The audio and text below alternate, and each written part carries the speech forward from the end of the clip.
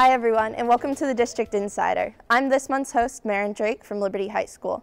We have lots of great videos from all over the district on this month's episode, and we start today with a fall event that had mini-thon students creating a scary good time for kids.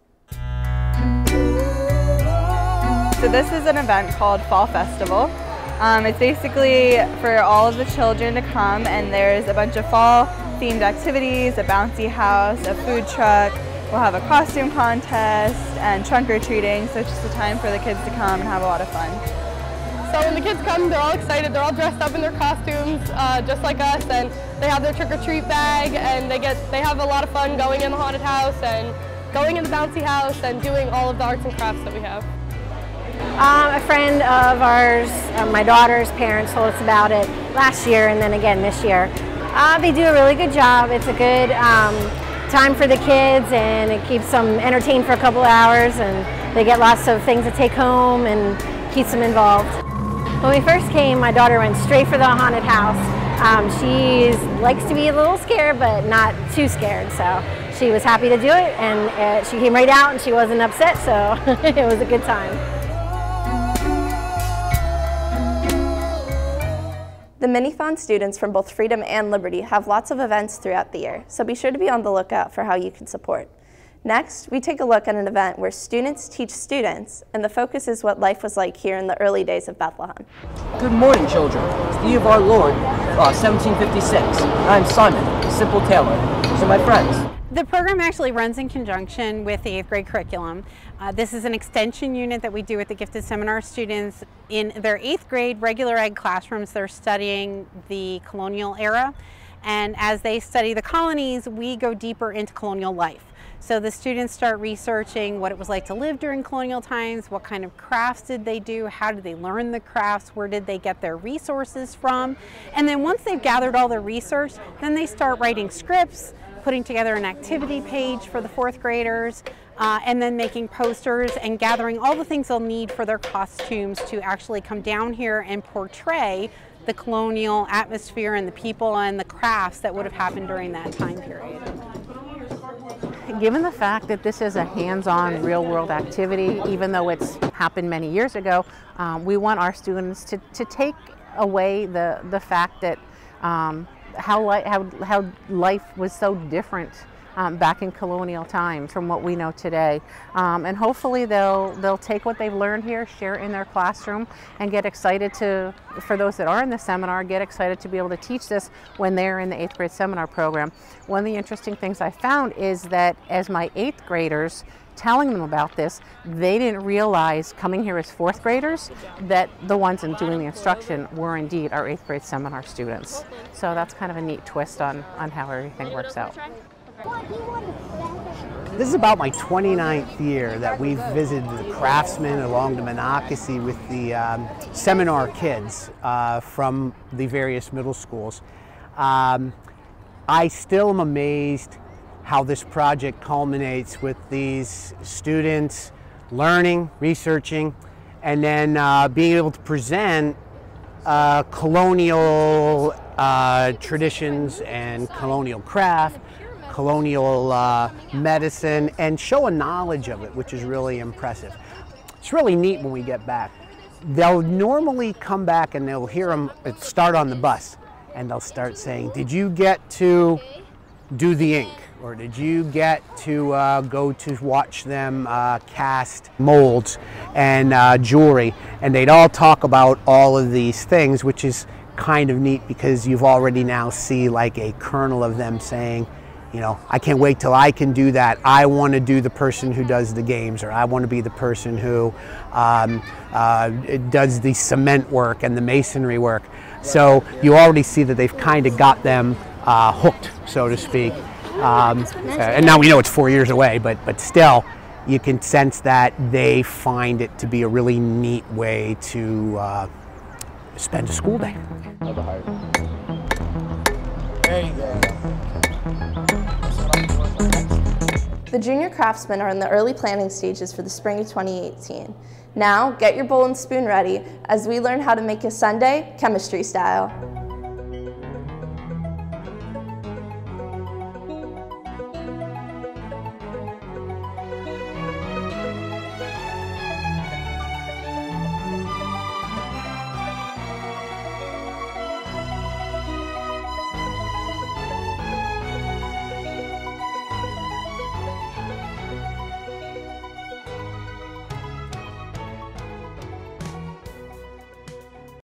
Hi, I'm Mr. Little, chemistry teacher at Liberty High School. We've shown you some cool stuff before, but today I'm going to show you how we can use chemistry to make something delicious. We're going to make ice cream. And what I really love about this is that we are going to use materials that you probably have around the house right now or could easily get with a quick trip to the grocery store. So this is going to be simple to make, it's going to be fast, and it's going to taste great. So let's get right into this and see what we need here. The first thing you're going to need are 2 different size sealable baggies. I have a gallon size here and a quart size. It really doesn't matter which sizes you use as long as one is bigger and one is smaller. I've already done this where I've had a sandwich size and a quart size. It'll work. Okay? So as long as they're 2 different sizes and they're sealable. You also need some form of either whole milk, half and half, or cream. Today I'm going to use half and half. It honestly just depends on how much calories you want your ice cream to have. I've used this before, done all of them. They taste great, but today I'm going to use some half and half. You also need some just store-bought sugar. I also have some pure vanilla extract here. I'm going to make some simple vanilla ice cream today, but you could easily have other toppings or flavors that you might want to add to your ice cream. You're going to need a bunch of ice to do this, and perhaps the most important ingredient, you're going to need some form of salt. I have ice cream rock salt here that I got from the grocery store. It's just a thicker, chunkier form of salt. If you don't have this, it's perfectly fine. You can use normal, regular table salt. It'll work just as well. So if you can't find this, don't worry, but I do have this to use today. All right, so we're going to make up our ice cream mixture now. So I'm going to open up the smaller size bag, the quart size bag here, and I'm going to add a little bit of sugar to this. Now, how much sugar you add is really up to you. It depends how much that you want in your ice cream. The recommended amount would be that if you're going to use a cup of milk, you would use about 1/4 cup of sugar. I don't ever really follow that. I kind of just eyeball it. But it's up to you. It really just depends on how much sugar you want in your ice cream. So I'm just going to add a nice size amount of sugar here to the bag, good amount. And now this is where I'm going to add some vanilla extract as well. This is pure vanilla extract that I got from the grocery store. You don't really need much for this, maybe a drop or 2. And again, this would be the time where you could easily put in other toppings or syrups if you're not going for strictly vanilla ice cream. So now I'm ready to add my half and half here. I'm going to add a good amount of this. I don't want to overflow the bag. I always like to have a little bit of area in there. This is a pretty big quart-sized bag, but I did add a decent amount there. I'm going to seal this up, try to get out as much of the air as I can. Remember, these baggies aren't always perfectly sealed, so just be careful. There could be a little bit of leaking taking place. Now I'm just going to give that a little bit of a churn here. What we're making here in chemistry terms is what we call a mixture. This is simply a physical blend of these components. There is no chemical reaction taking place. Okay? These materials are not being combined chemically or undergoing a chemical change. So we call that a mixture. It's just a simple physical blend of these materials. So this seems nice and well mixed. So this is going to be our ice cream liquid mixture. Now this is great, but obviously we want this to be solid. We want this to come out with that solid ice cream consistency that we're used to having. So we need to freeze this.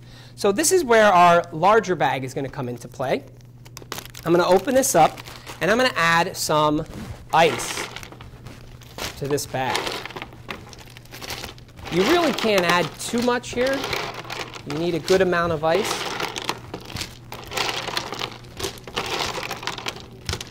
Now, if we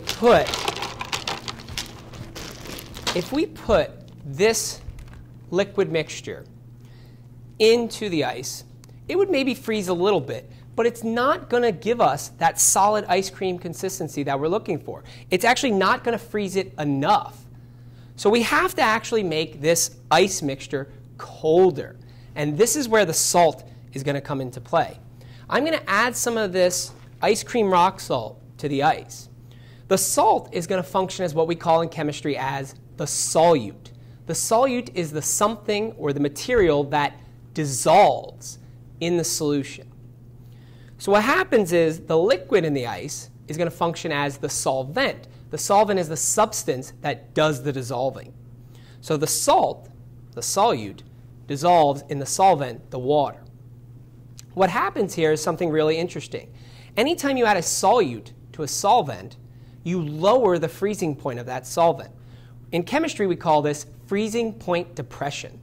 This will allow us to actually make that solvent even colder. So even though the ice might be at 0 degrees Celsius, by adding the salt, I'm lowering the temperature. And that difference is what's going to allow us to freeze up our ice cream and get it that nice solid texture that we're looking for. If I didn't add the salt, this freezing point depression wouldn't happen and we wouldn't get our delicious ice cream. Where else might we see this? Think about in the wintertime. We add salt to the roads. Obviously, we're not trying to freeze the roads, but what we're trying to do is we're trying to lower the freezing point of the road. So even though it might be a little bit below freezing, the road is not going to freeze at that temperature because with the salt there, okay, dissolved in the snow, it lowers the freezing point of the road. So we have a freezing point depression taking place, and it would take even colder temperatures to freeze the road. So in the wintertime when you have to go to school, it's probably because of chemistry. I apologize right now. So I'm going to add some of this. It can't hurt to add too much. I want to get a nice good amount here.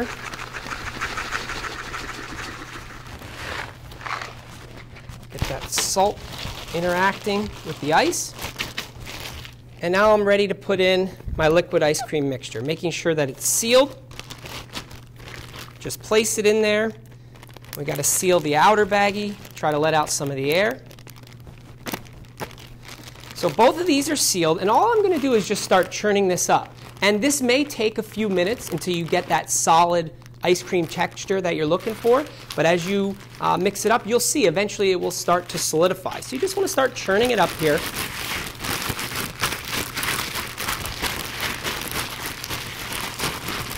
Like I said, no worries if this takes a few minutes. It's fine. We got lots of ice in there. Nice amount of salt. I can feel this on my hands. This is actually really cold. Adding that salt to the ice lowered the freezing point.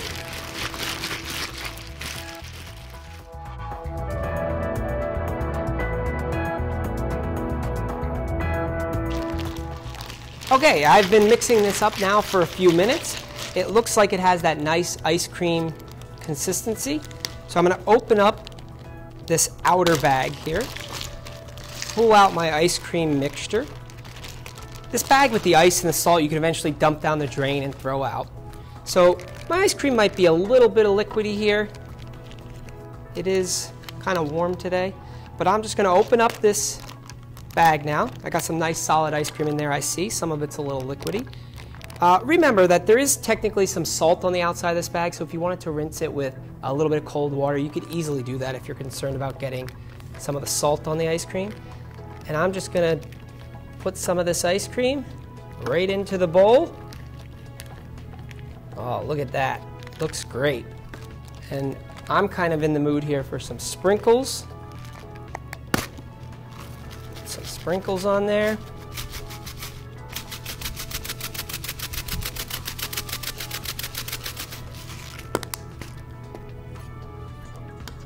And there you have it, some nice, delicious ice cream made using chemistry.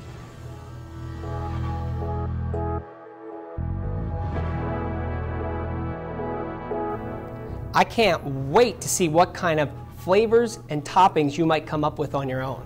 But kids, remember, always have your parents' permission and supervision before making any ice cream. Now, I've been waiting long enough. I'm ready to try some of this.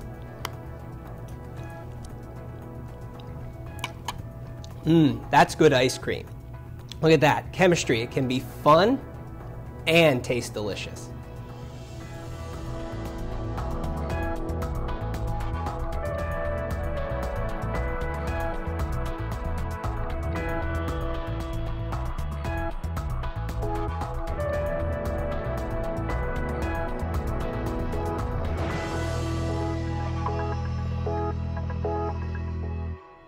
Thanks, Mr. Little, for showing us that delicious experiment. The Bethlehem Area School District has 16 elementary schools, each offering the same first-class education. Each episode, we take a look at one school and what makes it the special place that it is. This episode, we're looking at Clearview Elementary. I've had 4 kids go to Clearview, and the reason we love it is because of the staff. The staff is very caring and they're very kind. What we love about Clearview is it's like a big family here with the staff, the other families, everybody. It's a nice community school. I have 4 children and 2 grandchildren that went through Clearview School, and they always had a great time here. Most of the kids coming out of school are very good, very well educated. I think the staff here is very good. I come here every day and I look forward to seeing the kids and seeing the kids that I had before and the ones that I have now. And it feels a lot like a family, and there's a lot of love at Clearview. A student at Clearview is a hard worker and a leader. They're an active participant in their community, and they set goals for themselves daily, and they set an example as they go through the grades for our younger students. I've taught 29 years here at Clearview. It's very much of a community. We really love our students here. Every teacher here tries to do their best to help their students in every way that they can. In academics, socially, they teach me something new every day, so that keeps me young at heart. Clearview Elementary School is the place to be. The staff and the students lead with their heart and their mind.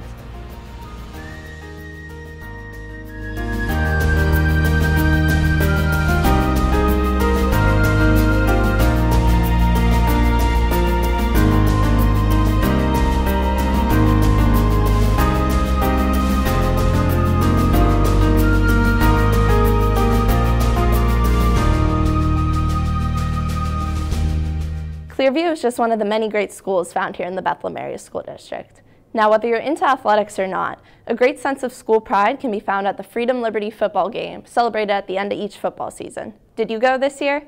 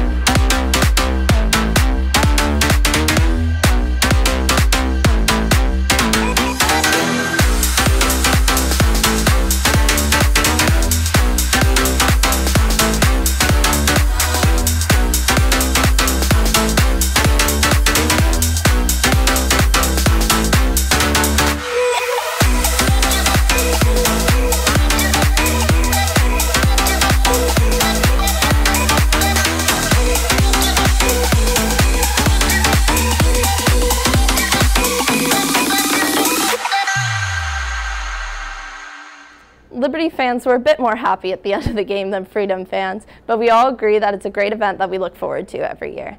Now we head out to Freedom. As they celebrated their 50th anniversary, a historic event was when they opened the time capsule, which was built into the building back in 1967. Take a look at what they found.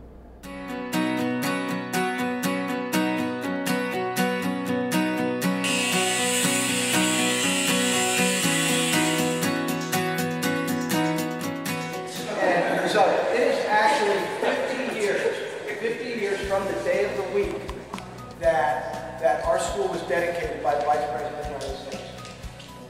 About a week ago, somebody said, Mr. Laporta, I think there's a time capsule in this building. And I go, you're telling me now? All right. Mrs. Santini came down to the office and she showed me a picture in the first yearbook of Mr. McIntyre, and it was this picture, okay? And I'm saying, I know where that is.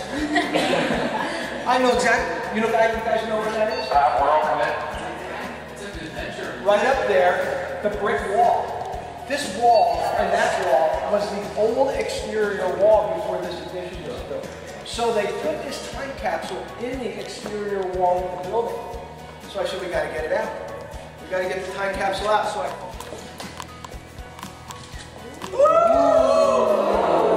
Oh my God. Yes.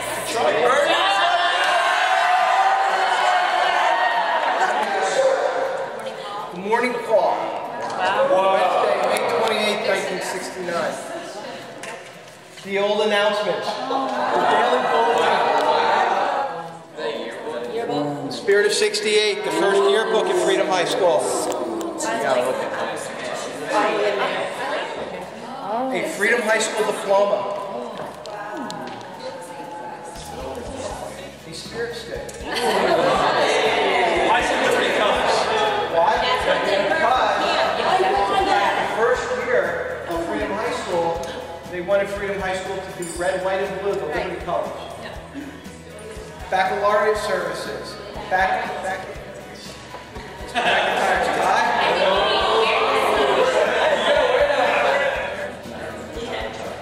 The fife and drum. Spring music concert.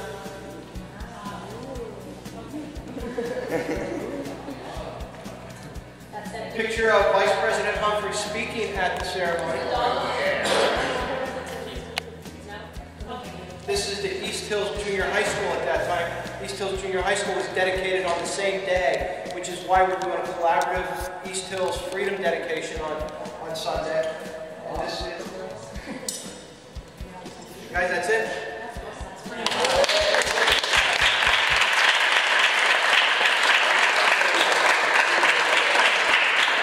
What a great history lesson. Last month, we celebrated Veterans Day at our elementary schools. Here's a look at the event at Hanover. To meet each challenge that you face, to keep our dreams alive. You're always there to help us, and try to be our friend. You're carrying love on fade away, so broken hearts can mend. You're a hero, an example to the world for everyone to see. You're a hero, You're the type of person I would like to be.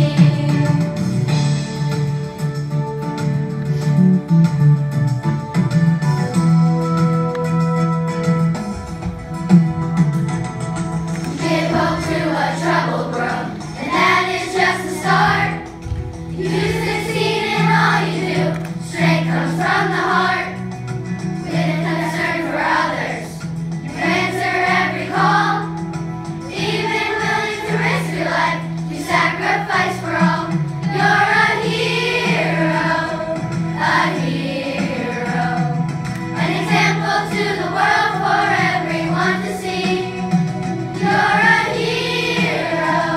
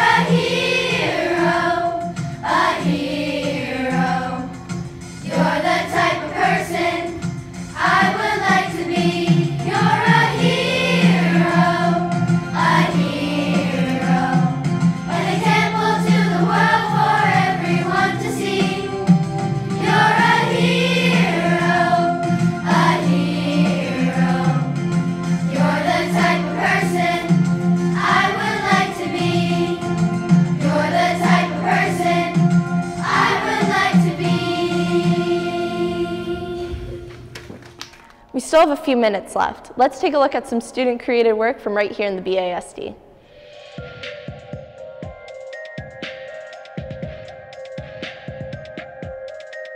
Makeup over time has evolved in various ways. We are exposed to this through social media platforms as well as television and film. Special effects makeup has paved the way for realism and fantasy to be displayed on the big screen for many to see. Through hours of exhausting work as well as immense patience, many special effects artists bring some of your very favorite characters to life. It's a very hands-on job you have to be very diligent at, as they paint, form, and create their ideal gory, sci-fi, or fantasy looks. The procedure is something that can last up to 5 or more hours depending on how detailed it is, but for minor cases it could be up to 1 to 2 hours. I would like to introduce Emily Weinerfer. Although she may be considered an amateur in this field, that doesn't make her passion for the craft any less genuine. I picked up on it through like movies and TV shows, and it just became interesting to me. She has been practicing special effects makeup for a couple of years now, using it for many cosplay purposes or just general fun exploring her boundaries. I don't have the capability of getting expensive products, so I use a lot of just cheap eyeliner and eyeshadow right now. Special effects makeup is something in the past was very revolutionary, even mind-boggling. But nowadays, anyone can have the ability to learn and excel at special effects makeup, all either through experimentation or learning through countless tutorials online. That's what leads to constant practice efforts that will eventually get them to the pros. If I actually take classes, I'll learn how to sculpt and I'll be able to learn how to make prosthetics. I think I have a lot to learn and I'll go far from there. Like, I'll improve a lot. Special effects makeup is an ever-growing and changing industry where inspired amateurs work hard to become great, as they are a part of the evolution that is special effects makeup. Looks like that's all the time we have for this month's episode of the District Insider. We'll be back next month showing off some more people and events from right here in the Bethlehem Area School District. I'm Maren Drake from Liberty High School. Thanks for watching.